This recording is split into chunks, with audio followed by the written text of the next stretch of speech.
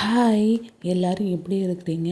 நாங்கள் ரொம்ப நல்லா இருக்கோம். என்னோடய சேனலை பார்க்குற எல்லாருக்குமே ரொம்ப நன்றி.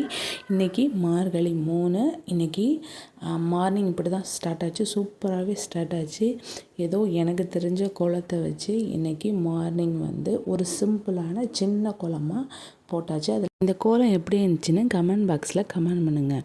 சரி, வாங்க சமையலுக்கு போகலாம். இன்றைக்கி சிம்பிளாக ஒரு மிளகாய் கிள்ளி சாம்பார் தான் வைக்க போகிறேன். அதுக்கு நான் 2 தக்காளி எடுத்திருக்கேன், 3 வெங்காயம் எடுத்திருக்கேன், ஒரு சின்னமாக ஒரு உருளைக்கிழங்கு எடுத்திருக்கேன், அதுக்கப்புறம் 4 பீன்ஸ் முட்டை எடுத்திருக்கேன். பருப்பு ஒரு கை அளவு பாசிப்பருப்பு, அதுக்கப்புறம் கொஞ்சோண்டு துவரம்பருப்பு எடுத்திருக்கேன். அதுக்கப்புறம் எல்லாத்தையும் நல்லாவே வெட்டிக்கலாம். என்கிட்ட ஷாப்பிங் போர்டு நேற்று தான் உடஞ்சி போச்சு. அதனால் நான் இந்த தட்டில் வச்சுட்டு இருக்கிறேன். யாரும் தப்பாக நினைக்காதீங்க. அதுக்கப்புறம் எல்லாத்தையும் வெட்டி எடுத்துக்குவோம். ஃபஸ்ட்டு எடுத்துக்கிட்டு நம்ம அப்படியே குக்கரில் போட்டு நம்ம விசில் விட்டு தாளித்து நம்ம சாம்பார் தோசைக்கு இட்லிக்கு என்ன வேணால் ஊற்றி சாப்பிட்லாம். நம்ம இஷ்டம்தான். இப்போ எல்லாத்தையும் குக்கரில் அள்ளி போட்டுக்கலாம். தக்காளி, உருளைக்கிழங்கு எல்லாத்தையும் போட்டுக்கலாம். என் பையன் அதுக்கு இடையில் நான் உனக்கு பாத்திரம் விலக்கி தரேம்மா அப்படின்னு சொல்லிட்டு பாத்திரத்தை சிங்க் மேலே ஏறி நின்று பாத்திரத்தை கழுவிக்கிட்டு இருந்தான்.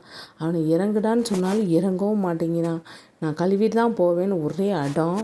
இங்கே பாருங்கள் எப்படி பண்ணிக்கிட்டு இருக்கான்னு. அதுக்கப்புறம் நம்ம எல்லாத்தையும் போட்டு தண்ணி ஊற்றி கொஞ்சோண்டு மஞ்சத்தூள் போட்டு வேக வச்சு நம்ம எடுத்து வச்சுக்கணும். எடுத்து வச்சுட்டாச்சு. அதுக்கப்புறம் நல்லா பாருங்கள், இப்படி நல்லா தான் வெந்திருக்கு. கரெக்டாக தான் தண்ணி வச்சுருந்துருக்கேன். இதுக்கு நம்ம கொஞ்சோண்டு பச்சை தண்ணி ஊற்றி நல்லா ஒரு கிண்டு வச்சுட்டிங்கன்னா கொஞ்சம் தண்ணி ஆகிடும். அதுக்கப்புறம் தாளிச்சிக்கலாம். கொஞ்சோண்டு எண்ணெய் ஊற்றி அதில் சீரகம், கொஞ்சோண்டு கடுகு போட்டு கருவேப்பிலை, வரமிளகா போட்டு நல்லாவே பொரிய விட்டுட்டு அதுக்கப்புறம் நம்ம கலக்கி வச்சுருந்தோம்ல சாம்பார், அதை தூக்கி நல்லாவே ஊற்றிடலாம். ஊற்றுனதுக்கப்புறம் கொஞ்சோண்டு மஞ்சத்தூள் போட்டு தேவையான அளவு உப்பு போட்டு சரியாக இருக்கான்னு பார்த்துக்கோங்க. பார்த்ததுக்கப்புறம் நல்லாவே கொதித்து வரட்டும். கொதித்து வந்ததுக்கப்புறம் கொஞ்சோண்டு புளி சேர்த்து கடைசியில் கொத்தமல்லி சேர்த்து இறக்கி வச்சுருங்க. என் பையனுக்காக ஸ்டார் தோசை தான் ஊற்றியிருந்தேன். இந்த சாம்பார் உங்களுக்கு பிடிச்சிருந்துச்சுன்னா கமெண்ட் பாக்ஸில் செஞ்சு பார்த்துட்டு எப்படி இருந்துச்சுன்னு கமெண்ட் பாக்ஸில் கமெண்ட் பண்ணுங்கள்.